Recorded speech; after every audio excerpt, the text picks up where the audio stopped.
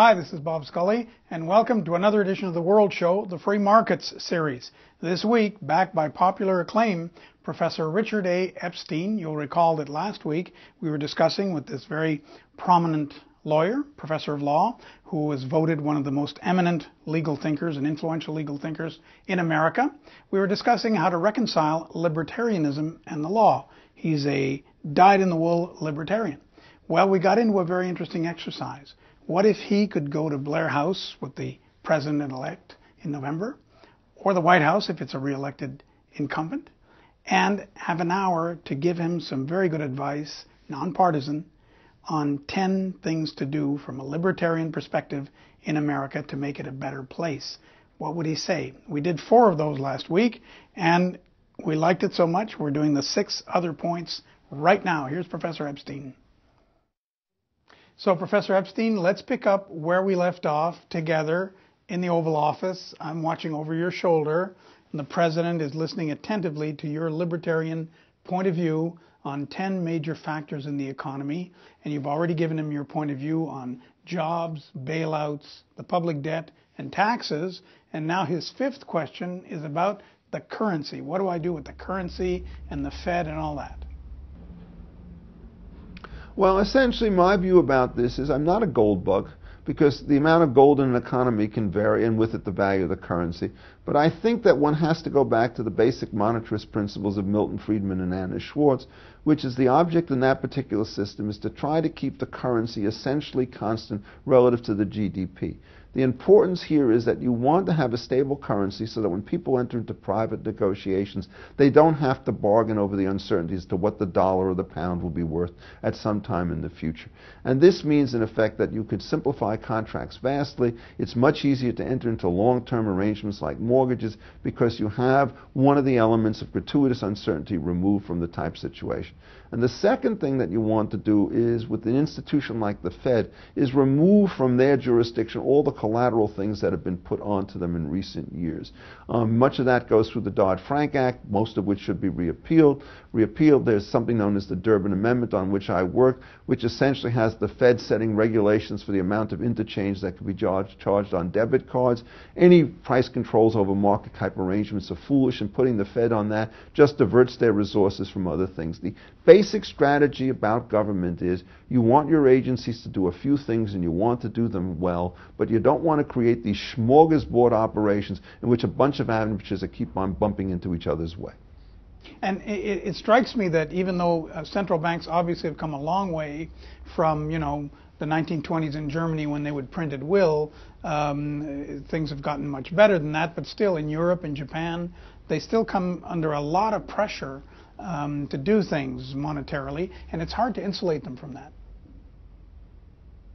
It is, particularly if you don't create institutions that will do that. We've done a better job in the United States with the Fed because, for the most part, what we've done is create a system of relatively independent members with respect to it. But we still have a lot of problems with banking. Interestingly enough, I recently attended a seminar where it turns out that the most admirable system of banking in the world turns out to be the Canadian. The American system has had repeated bank failures. The Canadian system, over a comparable period of time, has had a grand total of 0 failures. And the key institutional arrangement difference is the American system favored local monopolies in bankings by prohibiting branch banks. And this means that the banks were undiversified with respect to the loans that they made and the monies that they received. So if part of the country goes belly up, the bank goes with it. The Canadian banks, there are a number of them so that there's competition, but they tend to be national so that you don't get yourself into a situation where local situations will bring you down. And, if I had to be the American guy, I would send somebody up to Canada to figure out how to run a banking system. I would not send them up to Canada to see how you run a debit card system because, frankly, it's much too much under government control. But it's funny, I can remember a time when we were told kind of the opposite. Up here we were told, well, American banks are more tied to their communities because they're smaller and they're rooted. And ours up here are national and kind of too big and kind of shut off from their clientele. It doesn't help entrepreneurs at all. But you're taking the opposite view. There are ways in which you can change that. What you do is you have large banks and they create small organizations within them.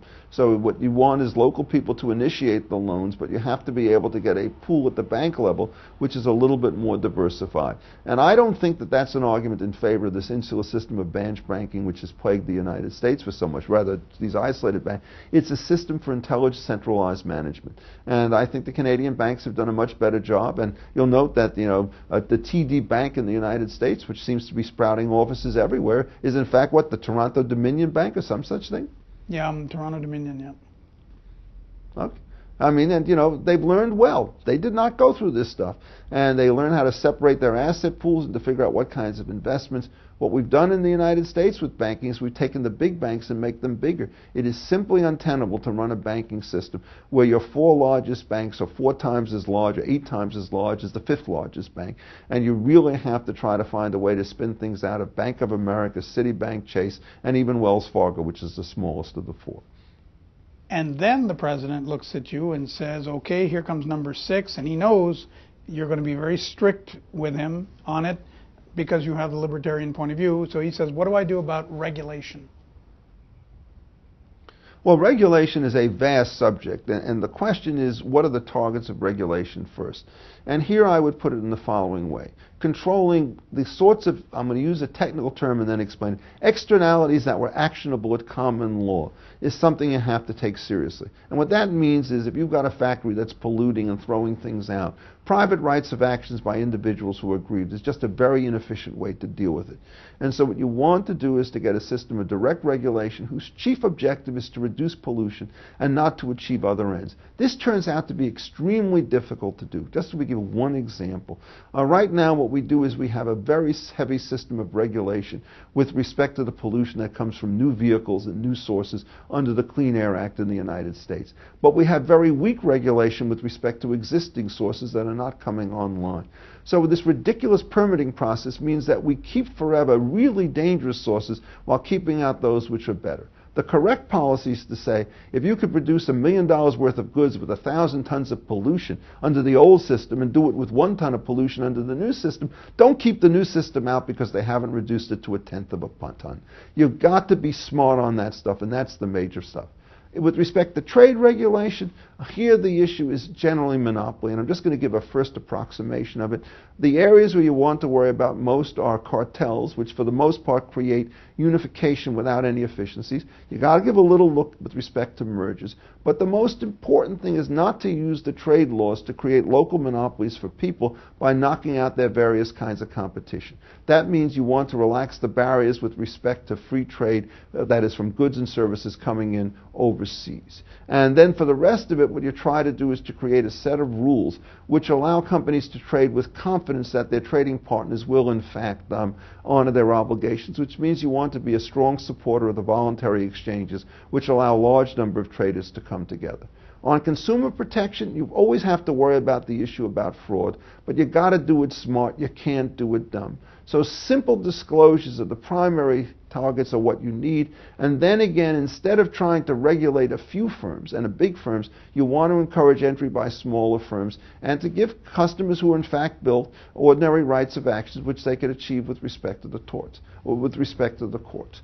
And with respect to labor regulation, for the most part, there's almost no sensible form of labor regulation in the United States, and you ought to move very aggressively to see if you could dismantle it. Even such sacred targets as the Civil Rights Act of the United States, it does much more harm to poor workers. Including equal opportunity? You don't want those things. Equal opportunities laws are a barrier to those people whose skills are less powerful than others.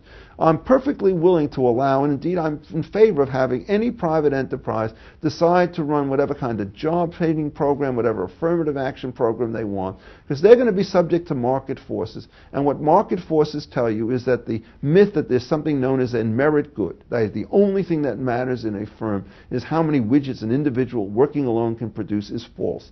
Teamwork really matters. Balance really matters. And firms are very good at internalizing those soft values. So when, for example, conservatives insist that we must have a colorblind constitution, what they're doing in effect is crippling the very kinds of enterprises which understand how these various inputs should be put together, and what we should do in effect is to set them free from this stuff. In the government you have a greater concern about who can be hired, and favoritism is a much larger type of issue here than it is there. But with respect to the private side, you want to deregulate, and with the public side, basically the first rule of thumb is whatever you're going to find is commonly practiced in the private sector ought to be permissible with respect to government entities. Which brings us very naturally to the President's seventh point in his Oval Office quiz with you. He wants to know the Libertarian point of view on labor laws. Do you want him to be tougher on that? Do you want him to have right to work, let's say, as a national standard? Well, the labor stuff is very complicated. Right-to-work laws are certainly appropriate. These are the statutes which say that people who work in right-to-work states are not required to pay union dues even if there's a union shop. But I really think that you want to go much further than that. The greatest problem with respect to unions today is not strikes. They're sufficiently weak in the economic barrier that they can't get them. It is not usually lockouts, although those are on the rise. The real problem with unions is their extraterritorial activity, that is, territorial activity outside the bargaining table. So if you take something in New York City, you have the Kingsbridge Armory situation, in which a developer, a company called Related, wants to put into place a complete revitalization of an obsolete facility. And what the unions come in and they persuade the city council to do is to block this unless these guys are willing to hire union workers or to pay living wages. And when you allow unions to influence zoning boards, when you allow them to influence the way in which trade investigations are going to be made for dumping allegations made against foreign companies, what you're doing is you're inviting a terrible abuse of the political process by putting public people on behalf of unions in these kinds of labor negotiations. This has to stop. To give you another illustration, many unions think that if they want to organize a business, the way in which to do it is to report anonymously to public authorities that these guys are in violation of the health laws, and then send the inspectors out, then have the cameras rolling, and then put it on the television. That kind of behavior is defamation as far as I'm concerned. False statements about a third person designed to interfere with their ability to engage in trade. You have to be able to stop that. They should be sued for those kinds of activities. If I could... So if a romantic from the good old days, somebody who idolized unions like Woody Guthrie, if he were alive today or if he came back, would he be shocked at the way they behave today and what they've become? No, because they were doing this back then. He was blind to the situation. One of my favorite New York Times headlines, it's from 1912, sometime in November, and a union guy was being prosecuted for blowing up a building, and he said he was really a very virtuous guy because he made sure that the buildings next door were emptied of all people before he decided to blow up the building he was going to do. This history of union violence is very strong. It produces employer violence in response, and the reason is that instead of having competition by small entities, unions want to mass, employers then mass on the opposite side, and you get what John Kenneth Galbraith praised as countervailing powers, but it's not something to be praised, it's something to be condemned. You want to create smaller independent unions that are in competition with each other. You want to do it on the labor side, and you want to do it on the management side. One really important reform, I'll just finish on this one, is there was an institution known as the Yellow Dog Contract, which said in effect that an employer could say that so long as you work for me, you agree not to join a union and agree not to promise to join a union if you're requested to do so. Those contracts should be made enforceable because what they do is they enforce competition, and if a worker's really unhappy and wants to join a union, all he has to do is quit. And go to another company. Or to another, even join a union. But unions produce nothing, so that in a purely competitive environment, they will essentially be absolutely overwhelmed by a series of strategic contracts, by employers who can give workers what they want and take away from them the heavy overhead in terms of dues and personal obligations that comes with unions. That's why in the United States they've gone from 35% down to 6.2%, and why the President in the United States is unable to boost them. They don't supply things that a market could supply, and they cost a lot more, and they give a lot less.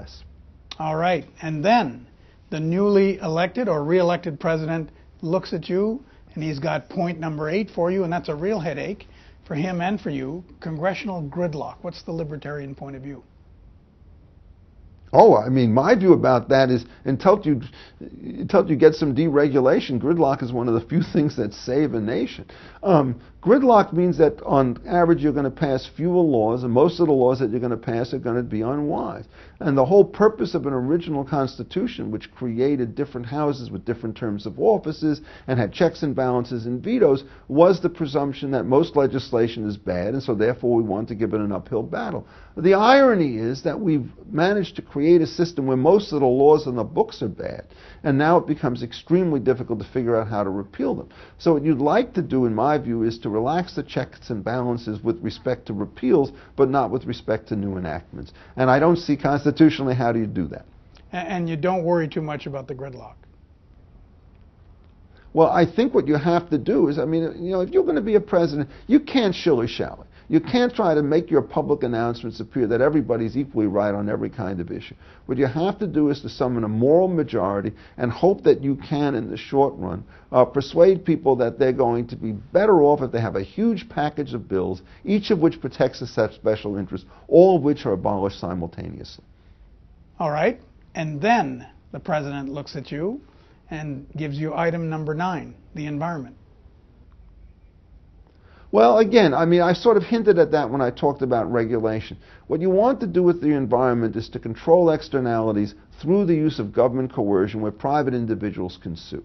That means that there are a large number of things that you might want to do environmentally which you ought to pay for. So you think that somebody's property is good as a wetland? Fine, condemn it and use it as a wetland.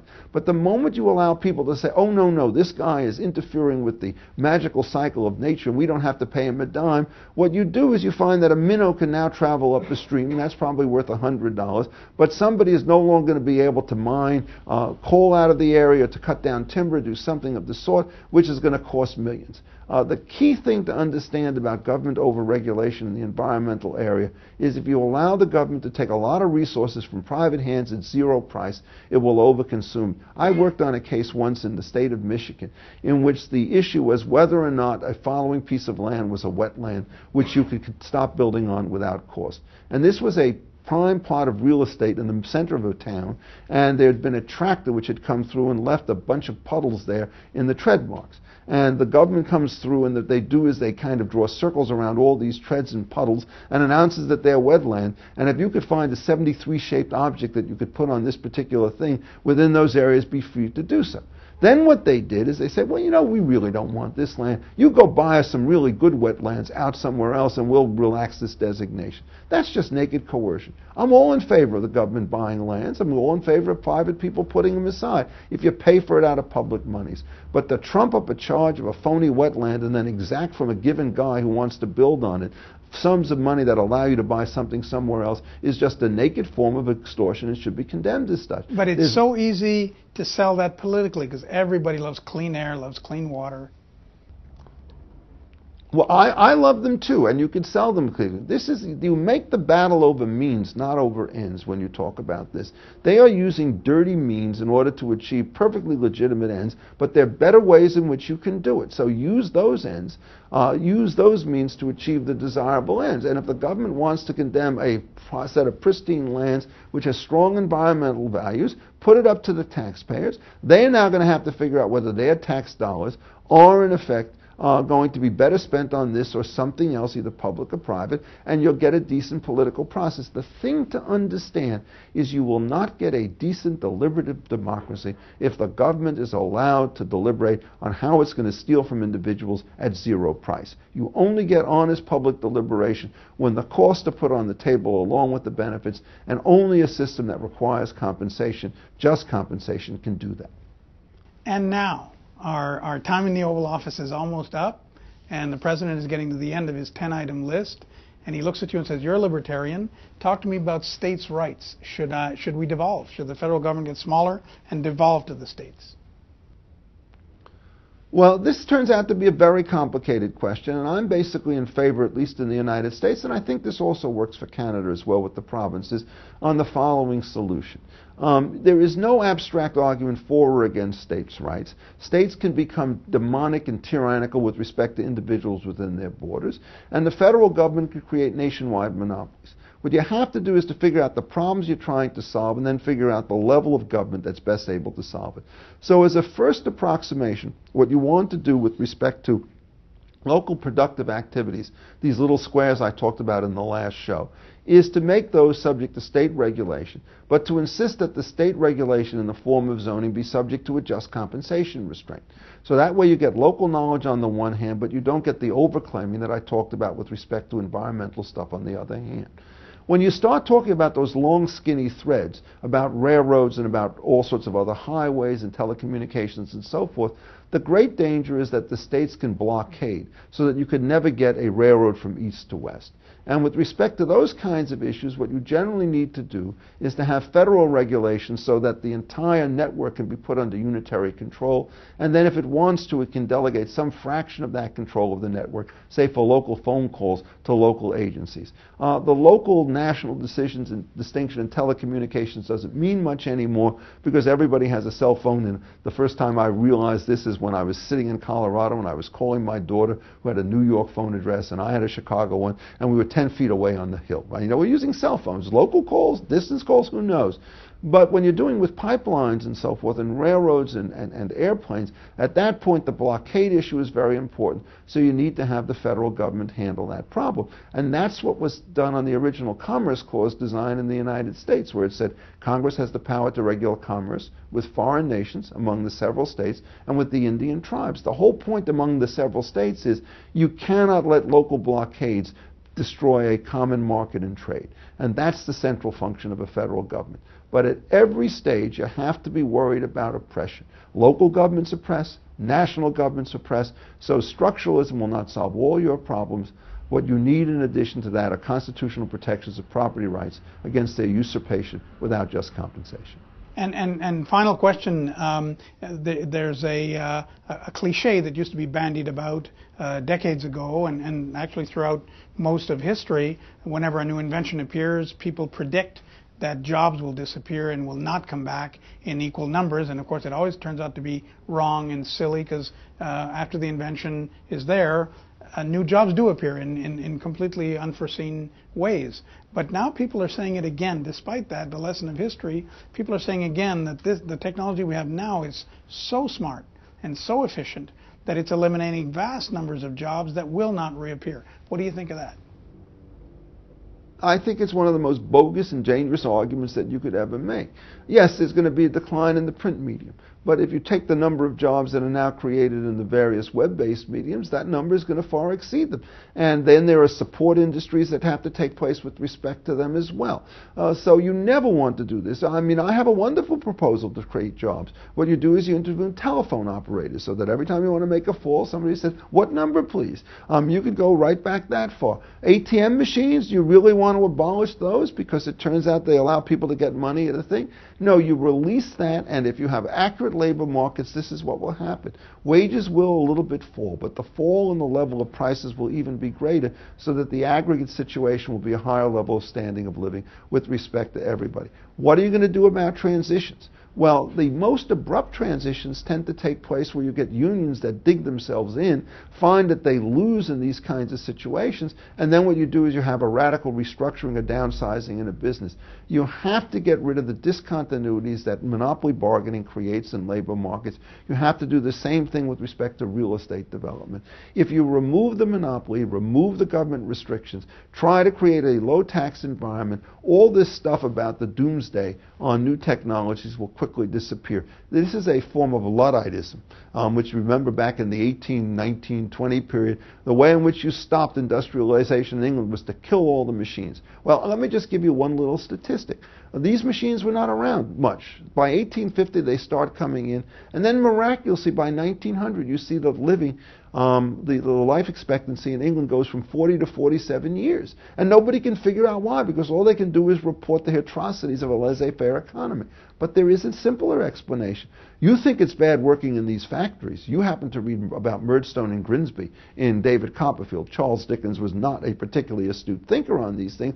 Just look at the aggregate numbers. And how do you explain, if there's increased industrialization and greater savagery, that it goes up in 7 years more than it has gone up in the previous 500 years in England? And the same thing happened in the United States. To give you just another number, life expectancy in the United States in 1900 was about 47 years. For black people in the United States, the number was about 32 years. You go to 1920, all of a sudden this is up to 54 years, and that includes all of the difficulties with the pandemic after World War I with the influenza virus and so forth. There were immense progresses, and industrialization can do that. You get a rich society, you can control externalities. You get a rich society, you can do the kind of investments that get people to have vitamins. So what's the source of this improvement? Well, you get vitamin A, you don't get pellagra. Vitamin B, you don't get beriberi. Vitamin C, you don't get scurvy. These are killers. And what you need to do is to push very relentlessly a pro-growth program. And what it has done to infant mortality is enormous. And who are the greatest beneficiaries of any major public health improvement? It's, Bob, always the same people. It's those at the bottom of the income distribution. Because if you cut infant mortality in half, if it's poor people there at 60, they go to 30. Rich people go from 10 to 5. One group has gained 30%, the other group has gained 5%. Just keep your eye on the ball and never, ever, ever let people start to tell you that technological progress is a source of danger. It is a source of betterment for everybody in the society at large. And I think that those people who take the opposite position should be castigated publicly for their kind of negativism. Well, I think that at this point, the president would thank you and maybe would ask you to run on his ticket. That's how impressed he'd be. I'm certainly very impressed, and I thank you as well. It's been great. My pleasure. Professor Richard A. Epstein was our guest this week on the Free Markets series of the World Show. And that's our program. I'm Bob Scully. Have a great week. Thanks.